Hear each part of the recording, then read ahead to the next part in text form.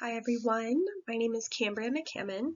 I'm a grad school student at Bellevue University, and today we're going to be talking about why emotional intelligence is important for servers, why burnout is prevalent, and how the two are related.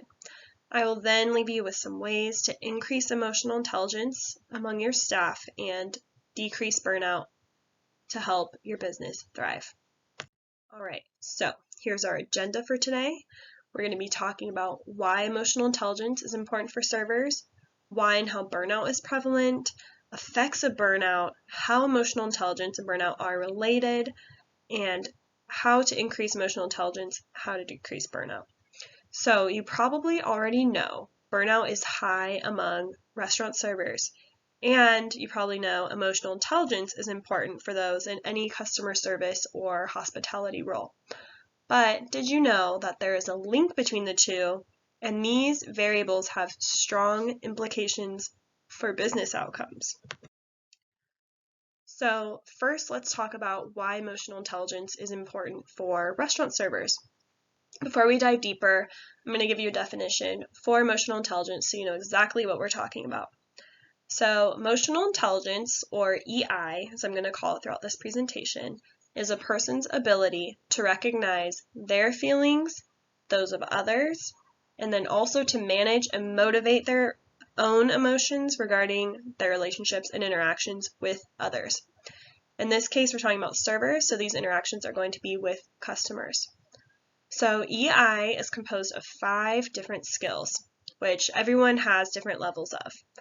They include self-awareness, self-regulation, empathy, motivation, and social skills. All right, so emotional intelligence is important for servers because it is vital in being socially competent. And of course, servers are having a social interaction with the customer, so obviously this is important. It's also important for jobs that require emotional labor, and serving is such a job. So you might be asking, what is emotional labor? Well, this is what a server or anyone is going to use to regulate their feelings and their expressions to stay aligned with the organization's goals, which in this case is meeting customer demands and keeping the customer happy. So, sales employees, so these are a few different studies. So sales employees with higher levels of EI could alter their sales behavior during customer interactions, thus making them better at their jobs. So although this isn't talking about restaurant servers specifically, restaurant servers are not that different from salespeople since they're selling food and beverage, and they need to be able to pick up on their customers' needs and alter their own behavior in order to sell them more food and drinks. Emotional intelligence also, this was an interesting study, mitigates the negative spiral of incivility from customers to employees. So I think we can all think of, if you've had any kind of customer service experience, you can think of some instances where the customer maybe is not always so polite. And emotional intelligence can help buffer any incivility coming from the customer and then mitigate the employee having a reaction. So this is important because when there is incivility to customers, sometimes deviant work behaviors can result, and we want to buffer against those because those directly influence service quality, which affects the company's profitability. So I interviewed 2 servers and a manager, all of which who have worked in restaurants for several years, many different positions. And they touched on the empathy component of EI, which I think tied into this point as far as buffering against incivility from customers to employees. So I think you need to be able to, this is what, in their words, they said you need to be able to put yourself in customers' shoes to help them and give them the best service. One of the servers also mentioned importance of self-regulation, which is another component of EI, during these unpleasant customer interactions.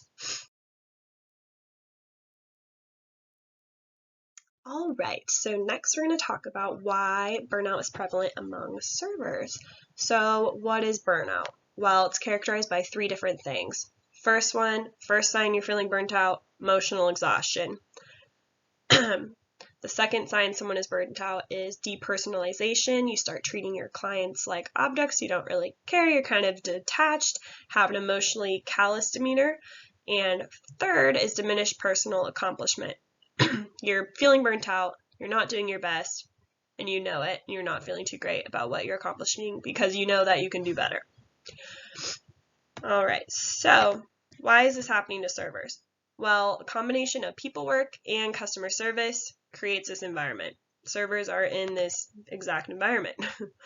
Burnout is also prevalent among any type of job that requires emotional labor. As we touched on before, this is that face you're putting on to be aligned with your organization's goals, which in this case are meeting customer demands, making sure the customer is happy and comes back. Higher rates of burnout are associated with more direct client interactions, and this is happening when you're serving. You're not just, paying at the register or checking them out. You are there for the whole thing, and sometimes you're with that same customer for 1 hour, 2 hours, 3 hours, however long they're dining with you. So that prolonged client interaction is associated with higher burnout. All right, so let's look at some of the effects of burnout. So these are important organizational outcomes that come with burnout. None of these are good. Higher turnover, absenteeism, and a decrease in the quality of work. No one wants that.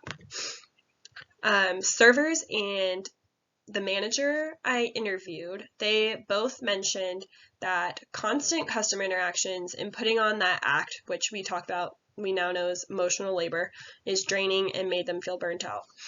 Another server mentioned that every issue falls on the server, so you're the face for every problem going on, even when it's out of your control.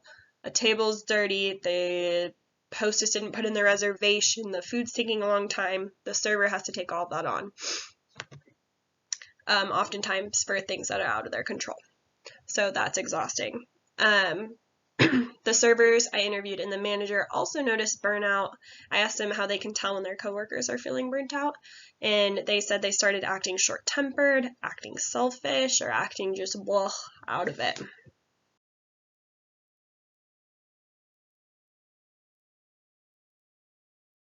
So next, let's go ahead and look at how emotional intelligence and burnout are related.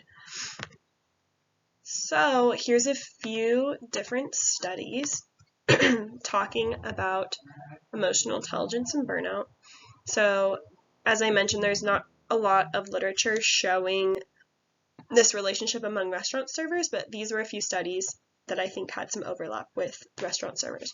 So this study found that emotional intelligence is negatively correlated to exhaustion, or the first component of burnout, in luxury sales-oriented employees. So similar to luxury sale-oriented employees, servers are sometimes in an upscale setting. They're selling food and drink, so they're still sales employees. Another study found the same thing than the customer service population. Again, not looking at servers directly, but similar jobs that deal with customers and use that emotional labor. This other study found that the emotional intelligence levels of salespeople, human resource directors, and teachers positively predict job performance and negatively related to burnout. So I thought this was interesting. And when I asked during the interviews, so I interviewed a manager of a nice restaurant in San Diego, as well as a couple servers from a few different restaurants, and the HR director of Pendry Hotel, which also has a bunch of restaurants underneath it. And the HR director said that some people lack the self-awareness component of emotional intelligence, and then that can actually be the link to burnout because they're not recognizing within themselves when they're tired and need to take a break.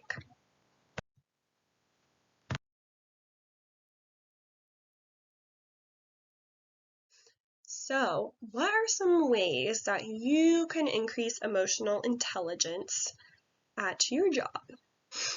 So, these are just a few simple things. You can screen for EI during interviews, and you do this by asking scenario questions. What would you do if this happened with a customer? Some kind of conflict.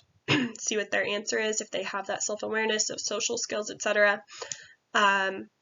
Also, hiring leaders with high emotional intelligence. It's really important to have leaders with high EI because they're going to set the tone for everyone else. And it's important to lead by example and create a culture where high EI is the standard, and others will follow.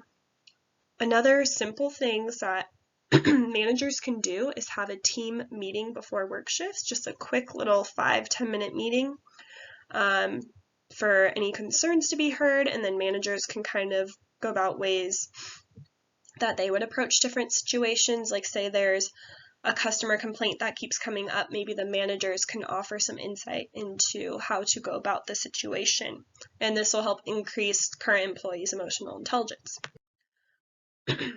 So what about decreasing burnout?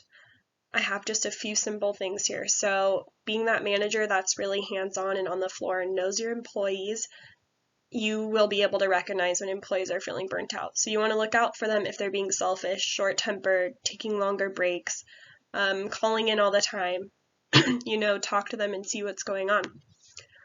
Kind of going hand in hand with this, you don't want to overschedule or overwork your employees. Being on your feet for 6-7 hours, having that direct client engagement, customer service is exhausting. So you don't want to be scheduling servers, 6 days a week or 5 days in a row. You want to make sure they do have their couple days off to recover so they can come in and give you their best work. And then a simple one, just motivate and praise your staff. Let them know that you recognize their hard work and that they're doing a good job. All right, so during this presentation, we talked about a few things. We talked about EI and burnout, why we want high EI, low burnout, why they're important for an organization, the detrimental effects of burnout, the good effects of EI. We also talked about how EI is a valued skill for servers to have. Of course, we want them to be self-aware, be able to self-regulate, be motivated, have empathy, social skills. All those things are needed to give a good customer interaction and to have the customers coming back, bringing your company money. We also talked about how the two are related and some ways to increase EI and decrease burnout. All right, well, that concludes our presentation. Thank you so much for taking the time to listen. I hope you learned a few tips and tricks and go away with a nice understanding of EI and burnout and how the two are related. Thank you.